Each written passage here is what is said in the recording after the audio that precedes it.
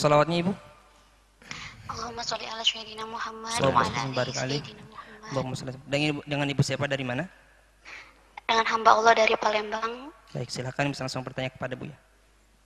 Assalamualaikum Buya. Waalaikumsalam warahmatullahi wabarakatuh. Masya Allah, alhamdulillah akhirnya tersambung bisa nelpon Buya. Semoga Buya selalu panjang umur, Amin. dikasih keberkahan selalu oleh Allah, Amin, ya dilindungi oleh Allah, panjangkan umurnya dalam ketaatan serta sehat walafiat ya Buya. Buya, saya Ahwat, saya memiliki satu orang anak dan saat ini saya LDR sama suami saya karena kerja di luar kota. Buya, saya izin bertanya. Saat ini saya lagi was-was mengenai hukum status pernikahan saya yang sah dengan suami saya, Buya. Karena padahal pernikahan kami baru berjalan hampir 2 tahun, tapi suami saya sudah menalak saya 2 kali dan saya ingat betul talak yang kedua itu ketika ketika awal Desember kemarin, Buya. Itu dia yang memancing duluan, kenapa ngeblokir itu. Terus saya mikir, ya Allah, ini cobaan apa lagi, ujian apa lagi, karena dalam kita berdua tuh udah benar-benar niat pengen udah ngurangi bebala, udah urusan dunia sudah itu, tapi kok ini dari mertua.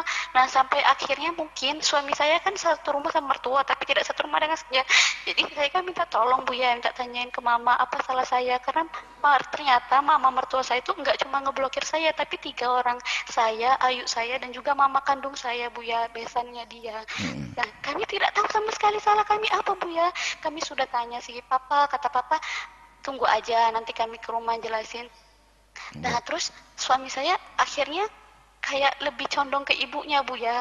Jadi apa namanya, dia langsung ngediemin saya. Dia bilang kayak gini, ini mama udah ngeblokir kamu berarti udah kelewatan, katanya kayak itu. Berarti nggak tahu, saya nggak tahu sama sekali, Buya, apa salah tuh.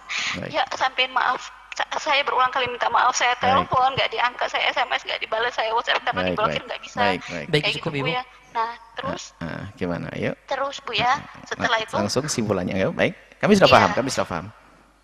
Nah, terus Buya, suami saya jadi intinya lebih ke ibunya. Terus WhatsApp-an itu tuh jadi kami hanya sekali itu berapa kali karena mungkin sudah. Nah, akhirnya saya tuh emosi, Buya. Kamu Baik, tuh cukup, Ibu, bisa sebenarnya langsung ke saya, kesimpulan. Langsung saja. Iya, Saya sudah paham, saya paham. Istri apa enggak?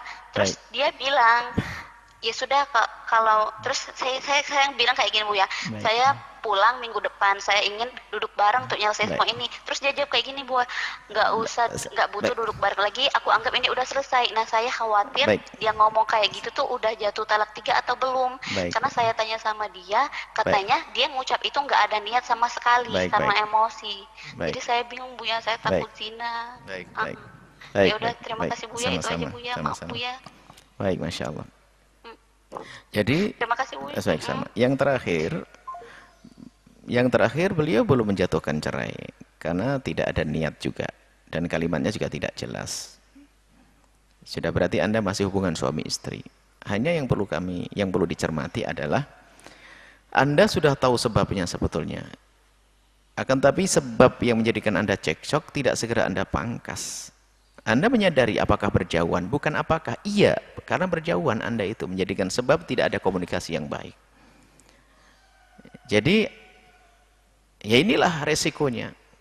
Anda sudah tahu permasalahannya sebetulnya. Sebab berjauhan inilah yang menjadikan orang itu tidak bisa komunikasi. Ada prasangka buruk segala macam, ada bisikan-bisikan dan sebagainya. Makanya kami tidak menghimbau kalau ada pernikahan berjauhan semacam itu. Jadi Anda sudah tahu sebabnya sampai terjadi permasalahannya berulang-ulang. Aneh sekali bagaimana suami di rumah Anda bekerja. Ini kan aneh. Ya, suami mungkin karena suami Anda orang soleh, jadi pengennya bertemu terus dengan istri yang halal, kan begitu. Sementara Andanya masih mempertahankan dengan pekerjaan tersebut, biarpun disetujui oleh sang suami. Sebetulnya bisa saja kita jamin suami agar menyetujui kembalinya Anda sederhana. Asal kenapa? Anda berjanji kepada suami, saya mungkin tidak akan punya banyak tuntutan, saya akan menjalani hidup dengan sederhana dan sebagainya. Karena seorang suami kadang mengizinkan istrinya bekerja itu juga kadang ada sebab. Kenapa? Selama ini istrinya punya banyak keinginan, bisa jadi semacam itu. Sehingga kalau seandainya istrinya tidak punya penghasilan, saya akan kerepotan. Tapi kalau seorang istri dengan kelembutannya, dengan nerimanya, dengan kesederhanaannya, dengan ketabahannya, maka mudah bagi seorang suami untuk berkumpul dengan istrinya tanpa harus sang istri itu bekerja. Artinya, Anda harus coba koreksi diri Anda sendiri. Karena Anda bekerja di tempat yang jauh, suami di rumah dengan anak. Bahkan kalau kami perhatikan suami Anda baik, sampai merawat anak pun tidak percaya dengan orang lain, artinya orang baik. Kemudian karena suami Anda dengan ibunda Anda sudah mulai prasangka buruk kepada ibunya, bahwasanya dia mementingkan pada ibu, dia mementingkan kepada Anda, cuman Anda jauh kok. Lalu Anda sudah masuk suudzon lagi, Anda mengatakan, suami saya lebih mementingkan ibundanya. Oh tidak, ibundanya memang dipentingkan karena seorang anak tidak akan pisah dengan ibundanya. Sebetulnya dia juga mementingkan Anda, cuman kenyataannya Anda tidak dekat dengannya. Kalau ternyata sang ibundanya itu memblokir Anda, bukan berarti ada kebencian, akan tapi pelajaran bagi Anda. Artinya biar dekat. Kalau Anda dekat nggak pakai blokir, bahkan nggak pakai HP, tinggal ngomong langsung, kan begitu. Jadi sebetulnya Anda saja berbenah. Jangan biasakan dengan berjauhan yang semacam itu. Sudah dikasih pelajaran tolak 1, 2, kenapa masih belum belajar? Ini sebagian orang semacam itu. Dan Anda mungkin dengan kesibukan Anda, kebutuhan Anda secara pribadi tidak seberapa banyak. Tapi suami Anda yang di rumah, kebutuhannya bisa setiap malam merindukan Anda. Setiap malam dia tersiksa dengan keberadaan semacam ini, dan Anda tidak pernah memikirkannya. Setiap saat mungkin. Nah ini, sebagian wanita itu seperti itu, egois. Mungkin Anda bisa kami katakan egois bisa saja karena Anda hanya memikirkan urusan bekerja. Pulang pun barangkali kalau Anda ingin pulang tanpa berhenti dari kerja resign, Anda akan kembali kepada suami, maka tentunya dengan jaminan dong. Pastikan kepada suami Anda kalau Anda akan menjadi orang yang nerima apa saja yang akan diberikan oleh suami, lebih senang hidup bersama suami, tidak banyak tuntutan kepada suami. Nerima apa saja yang diberikan oleh suami. Nah itu baru ketemu judulnya. Jadi kembali kepada Anda. Karena saya tidak melihat suami Anda bercerita. Sebab saya menjadikan dari sisi Anda dan saya membaca dari sisi ini. Jadi kelihatannya dari Anda sendiri yang sudah tahu durinya di mana, sebabnya di mana, ternyata masih Anda biarkan. Maka terus ada permasalahan. Biarpun katanya tobat. Wong sebabnya adalah berjauhan. Makanya betul kan? Sebelum apa-apa sudah ribut lagi. Tiba-tiba di blok begini. Kalau Anda hidup bersama suami Anda, nggak akan ada blok-blokan itu sudah. Nggak ada blokir-blokir, nggak ada semuanya. Anda akan ketemu setiap saat. Maka kami himbau kepada siapapun, sebisa mungkin adalah berkumpul, ada diskusi, ada obrolan di situ. Ada saat memberi, ada saat menerima, ada obrolan yang kalau ada permasalahan segera diselesaikan. Kemudian di saat dekat tidak ada yang mencoba untuk meracuni. Tapi kalau jauh, pasti saja bisikan-bisikan, Masya Allah. Baik seperti itu. Insya Allah Anda segera mengambil langkah untuk bisa berkumpul dengan suami, dan kemudian kurangi tuntutan Anda, biasakan dengan sederhana, rawat anak, dan kalau Anda agar yakin bahwasanya kalau Anda di rumah itu lebih menguntungkan, Anda bisa nilai berapa nilainya kemesraan yang Anda lakukan dengan suami sehari saja, bisa diganti 1 juta, tidak, 2 juta, enggak, mahal sekali kebersamaan dengan sang suami. Maka fahami makna ini. Jangan sampai hanya mikir kerja, sementara suami Anda manusia normal, mungkin sang istri kurang normal. Mungkin saya katakan begitu, karena buktinya Anda dengan ketabahan Anda untuk jauh-jauhan dengan suami. Suami Anda mungkin orang normal, maka dia sering punya permasalahan di dalam dirinya, karena kebutuhan pribadinya tidak terpenuhi, karena Anda jauh.